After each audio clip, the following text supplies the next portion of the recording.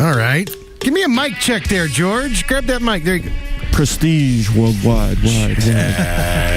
Check it out.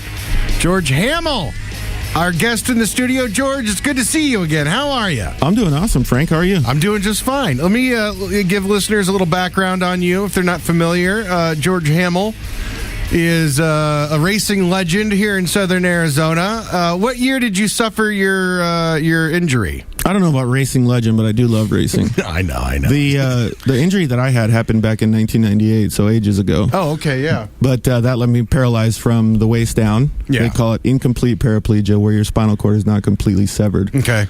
And I've been able to, since then, complete an Ironman, do the tour to Tucson, do a whole bunch of cool things, race dirt bikes in the X Games. Yeah. And most importantly, I can stand up and walk again with the use of leg braces. Which is awesome. Yeah, not use a wheelchair. Yeah, I think the first time we met you, I think it was right around the Ironman time, right? Yeah. How long have you been able to walk with the aid of braces? It was like mid 2000s, so I'd say like 2004, 2005-ish. So there was a good 5 or 6 years where you were wheelchair bound. Yeah, exactly. Yeah. And now it was kind of in and out, you know what I mean? Like you're going through therapy and stuff, and I always tell everybody that when you work out, usually you can see improvements in like 6 weeks or something. Yeah. For an able-bodied person. Well, for someone that has a significant injury, it takes a lot longer. Months, years. Yeah, I was thinking about it this morning, actually, and even the stuff that I do today, like loading up the trailer, and, there's so much production in off-road racing that you have to do. Yeah. I wouldn't even been able to do this a couple years ago. Oh, really? Yeah, even when I was fit doing the Ironman, my body just wouldn't be able to do it, and now it's gotten used to it. What's changed? Have you been working out? Yeah, you look buff. What's going on? I look shredded, and I've actually lost quite a bit of weight. Is it muscle replacing fat, or what is it? I don't know. I honestly think it's just getting used to the situations. Like, when you start riding a bicycle again or anything like that, it takes a long time to get back into the game, so to speak. Sure. But for me, I think it's mostly, if you lift heavy stuff, you lift your back, you lift your legs, and just getting used to those things, moving around, your body starts flexing in different ways. And for me, it's just a long process every time. And then I'll look back and be like, oh man, 2 years ago I wasn't able to do that. Now I can. It's awesome. Yeah, that's cool. Yeah. I see news stories on occasion on social media and news websites about progress being made in the area of people that have suffered injuries such as yourself. Do you have hopes that one day you'll be able to walk normal without the use of braces and all that? Yeah, I do. Yeah. I mean, but that's putting somebody else in control of what I can do. Right. So it's kind of just wishful thinking at this point. Yeah, sure. Like when I was laying in the hospital bed when I first got hurt, it was like, oh crap, well, what am I going to do? Do they have anything that they can just fix me with? Can't they give me something? Can they just do some crazy glue on the spinal cord that's broke a little bit? Come on, docs. But, that's kind of one of those things that just exits your mind after a while. There's something that you can't control. Right. You got to just do the best with what you got. I always flash back to when we had the murder ball guys in the studio. Sherm, you remember that? It was like wheelchair rugby, right? These guys are in the studio, George, and I asked them if they could go back and change things, would they prevent the accident? And all of them said no, because their lives had taken on so much more than it would have had they not been injured. Do you feel that way sometimes? Yeah, I do. I definitely would probably give you the same answer, but there's a real funny thing, a fine line between I don't know, the yes and no answer, because there's a lot of people that will just kind of fall by the wayside, maybe get caught up in drugs or alcohol or just something, and they just let their life dwindle away. Yeah. And then there's the complete opposite, which is, somebody like the wheelchair rugby guys, and they're just kicking butt. Yeah. But there's not really any in between. I see that. You know what I mean? Sure. There's a lot of people that are depressed and a lot of people that are really going for it. But I don't know, man. I personally wouldn't change anything. I'm so happy with the ability to be able to help people now and to talk to people about my story and the things that I've done. That's the most fulfilling thing. I mean, this racing stuff is bitchin'. I love it. Yeah. But that's part of the story. You know what I mean? That's part of what gets me out there to help people. I still think about the last time you were in the studio, and we had an entire conversation before I even remembered that you had been injured, because I've seen you so many times, and I've seen you so active that my mind has kind of scrubbed the part where you've had the injury, and your reaction to me was kind of one of surprise, and also you stated at the time, like, wow, that's really cool. Yeah, I mean, that's like one of the best compliments that a person can get. It's just, you don't remember, you just seem normal. Yeah, absolutely. Lucas Oil Off-Road Racing is Saturday and Sunday, March 5th and 6th. It's at Wild Horse Motorsports Park. What are you going to be doing? Tell me the kind of ride you got and what kind of racing you're doing. Well, I brought a machine so you could check it out today. It's not my actual race car, but it's a pretty cool machine. It's a Yamaha YXZ 1000R. Okay. I think Sherm's a little bummed out. I am. That's why I'm not talking right now. I'm not talking. See, he's giving me the silent treatment. Yeah, you do. And think of Flat Stanley. Remember last time you were in with my nephew's school project, taking pictures on the beautiful Polaris. Now you're driving a Yamaha. God. Yeah, what would my nephew think? Sherm grew up in northern Minnesota, which is known as Polaris country. Yeah. So, but I get it. You switch. Why did you switch? Sponsorship? No, actually, I'm not sponsored by Yamaha. I would love to be. Yeah. But the reason that I switched is because I was always racing Yamahas when I was a professional dirt bike rider. I got you. But Yamaha has a sequential 5-speed transmission, so it removes the belt, like Polaris is a belt driven. Yeah, I remember you saying, And the cool thing for me, I mean, I like both of them, obviously. There's different, suits for different people, but I like it because it reminds me of a dirt bike. Mm-hmm. You shift forward and backwards, and you have a clutch. So it's really native to me. Like I enjoy it a lot. All right. So what kind of racing are you doing though? Is it dirt track? Yeah. So it's the same stuff that I've been doing for the last couple of years, but it's called Lucas Oil Short Course Off-Road Racing. So if you've ever seen on national TV people like Brian Deegan and they're racing those 900 horsepower trucks around a short course, like in the infield where you can see them from the bleachers. Yeah. It's the same tracks. We just go, a week or two before them, and we race UTVs. Okay. Yeah. The cool thing about it is the UTVs are far and above the most popular class. Sure. So it's the big show kind of now. Where it used to be that they were considered, I don't know, hopped up golf carts. Okay, yeah. But now they're really considered, an active, affordable way of racing. Okay. Yeah, it's not just grandpa and grandma going to get the mail on the farm, right? Yeah, exactly. So then these things are really, really high performance vehicles now. I mean, you'll see after the show, but they can do some amazing stuff. Just real quick, you just triggered a memory, and this is a brief aside, but I don't know if you saw in the newspaper recently, there is a company that is getting ready to open up an indoor go-kart racetrack here in Tucson, and I believe they open in May. When I was on the air in Tampa, we had a company that opened up one of these indoor go-kart racetracks. And, George, it's so much fun. It is. I mean, these go-karts go 50 miles an hour. It's indoor. It was a pro circuit in Europe for ages, right? But I think when the time comes, I think I'm going to put together a go-kart racing team. Will you be my first signee? Yes, absolutely. Yeah! All right. Pretty sweet. Yeah. Sherm, you want to be second signee? Well, I was going to start my own team. I'll find a better racer, someone that likes Polaris. Oh, okay. Well, I've already got my go-kart racing team name. I'm going to call it Denny Hamlin. Okay. Tell me what you think of my go-kart racing team name, George. We're calling ourselves the Skid Marks. What do you think? I think it's pretty good. It depends on who's behind you. Right, totally. Of course it does, yeah.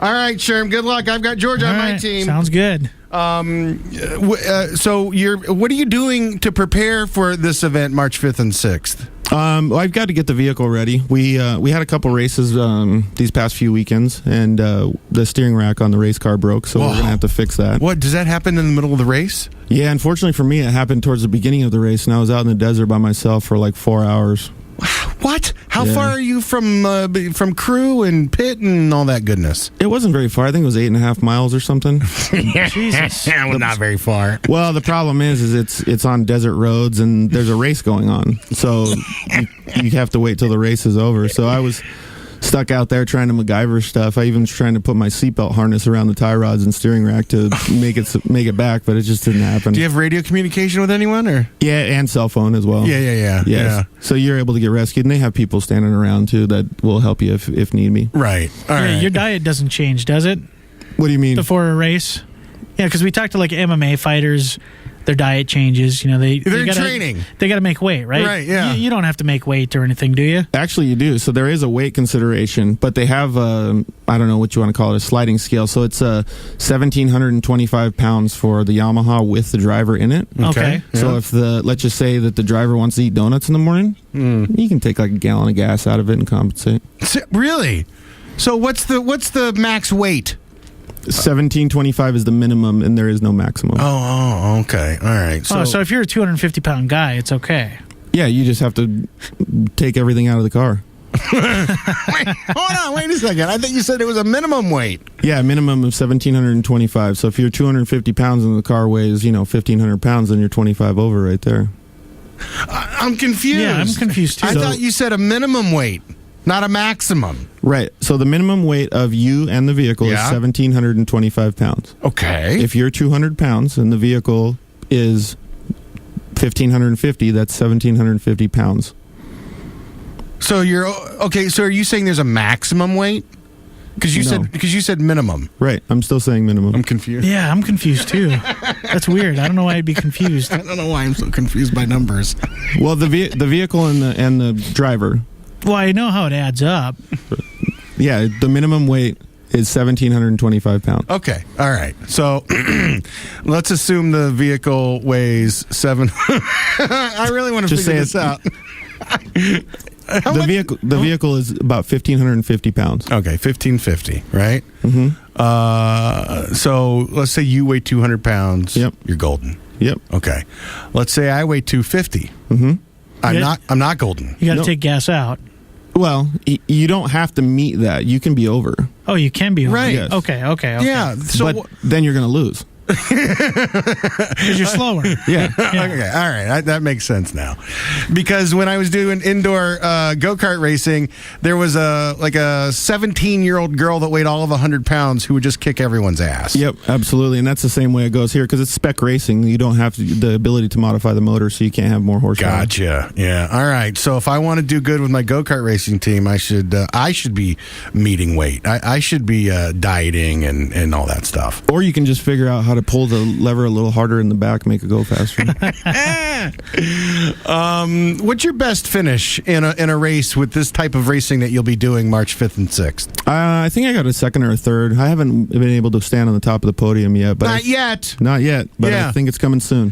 Have you seen photos of yourself on any of the websites for this racing or any trade magazines?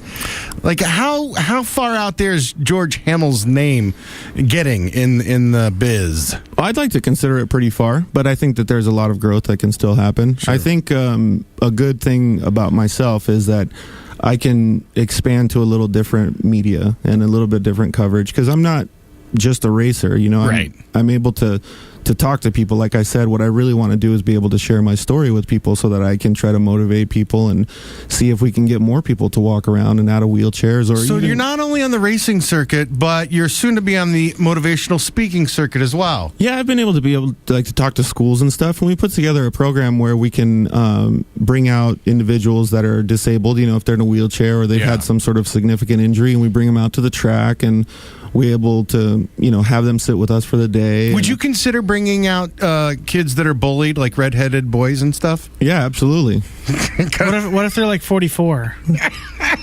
As long as there's some sort of positive end of the day, we're good. Listen, I could really benefit from, I think, this motivational speaking and the action out at the track, because there's a part of me that still feels bullied and maligned and everything. So, I think the coolest thing about it is that it's a real life scenario. So you'll get to see all the emotion. Sure. Like, let's just say I do bad. Well, of course I'm going to be pissed off. Right. And you get to see that type of emotion, but then you also get to see all of the team collaborating. You get to see all of the happiness. We're out there doing something that we love. So everybody's like a big family. These children, though, have you had opportunity to take them out to a course and show them, look what you can do if you just put your mind to it? Yeah, you would just be so surprised at what they think. The things that the kids say is just insane because they have no idea what the reality of it is. All they will do is just they see something cool, and they want to do that. So to have them open your eyes is really nice. So they're not only opening your eyes, but you're opening their eyes. You're both benefiting. Yeah, but you're both benefiting in a way. Yeah, I think so. I really do. Yeah, absolutely. That's cool. So can I walk into any Supercuts now too, and then say I want the George? Yeah, you can. Because I know you've been sponsored by them for quite a while, right? Yeah, and they've been cutting my hair really nice too. They have, yeah. I want the Hammel. Is it the Hammel? Is that what it is? Yeah. I don't know. You can try to see if you can go start the trend, sure. I'll do it. It's George Hammel, Southern Arizona racing. We like to call you a racing legend because in my mind you are. And so there's a website that people can go to find out more about the Lucas Oil Off-Road Racing. Sure. Yeah, you can just go to my Facebook page. It's facebook.com/George Hammel. And that's Hammel. Yep. Yeah. GeorgeHammel. You got Supercuts on board as a sponsor. Mm-hmm. Tell us a few of your other sponsors. So the way that the racing works for me is I race for the Rockstar Energy UTV Wolfpack. Okay. And it's similar to the way that NASCAR is. We have our own individual sponsors as drivers, but that's the team. Right. And my individual sponsors are Ride Now Power Sports here. Of course, yeah, those guys are great. Yep. Like you said, Supercuts. Supercuts is the title sponsor, and they've been helping me for years. I love that company. The employees there are just amazing. And the other few people are like Elka Shocks. They came on board this year. I have GMZ Race Wheels and Products, which is a fantastic tire company. They had us under their tent last weekend at the UTV World Championship. Yeah. And mainly all my friends and my family. Sure, they don't sponsor financially, but they're always out there helping me, and that's what gets me to the races. That's what makes me do good, and that's what keeps the vehicles going. And you've been pressing. I've been told that you've been pressing for a few months now. You really want to get a Frank Show logo on your vehicle, I understand. Yeah, we'll put it on my helmet. Yeah, perfect. Sweet. We could just superimpose your face on the side of the helmet, like a side, so it looks like you're driving. I love it. George Hammel. So anybody that wants to go check it out, it's Lucas Oil Off-Road Racing. It's at Wild Horse Motorsports Park, Saturday and Sunday, March 5th and 6th. I'm following you on the Facebook, so I see all your updates and I see the photos. It really, if I weren't so lazy, I would be out there joining you. I feel like there'd be a lot of time in the sun for me, and that my skin might literally melt off of my head. But it looks like the most fun in the world. It really does. We could probably come up with some sort of bubble that goes around you to protect you. Well, the cool thing is, too, it's not too bad right now. So after the show, George is going to go outside right now, or in a few minutes, and unload his Yamaha. Whoa. He's got it ready for you to go. I can't wait. Yeah, we'll just have to make sure we strap you in nice and tight. Yeah.